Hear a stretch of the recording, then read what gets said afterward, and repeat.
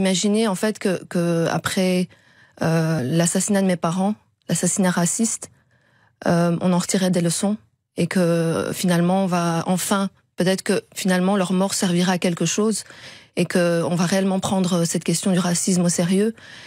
Et en fait, on reste dans quelque chose de plus émotionnel. Il y a beaucoup de passion autour de ces questions-là et on n'attaque pas vraiment le problème à sa source en amont. Et aujourd'hui, enfin, on le voit, il y a toujours autant de faits de racisme, dans l'actualité, et puis sans parler de ce qui se fait sous silence. Il y a énormément moi je le vois autour de moi, des témoignages. Il y a des structures qui travaillent au quotidien sur le terrain, et vous pouvez l'entendre, c'est très palpable. Et puis au niveau de l'actualité, on le sent, c'est la parole raciste s'est libérée en quelque sorte. Depuis combien de temps cette parole raciste libérée? Depuis 17 ans? Depuis avant? Depuis seulement quelques années? Est-ce que vous savez Moi, je pense déterminer le moment où ça se libère vraiment?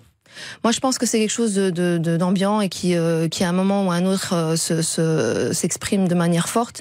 Alors, il y a une part de responsabilité de plusieurs parties, on va dire. Là, c'est vrai que récemment, avec l'élection de Trump aux États-Unis, on sent qu'il y a une espèce on normalise en fait cette parole-là, et elle s'exprime de plus en plus au niveau des politiques, au niveau des médias, sur le terrain, et voilà, c'est tout un contexte. Moi, je peux pas je peux pas donner des éléments concrets, analytiques sur la question, mais on le voit, on le ressent, et je pense que voilà, l'idée, c'est vraiment d'interpeller là-dessus et de se dire qu'il faut faire attention. Cette parole-là, elle peut mener à des actes graves, et elle peut même mener au meurtre.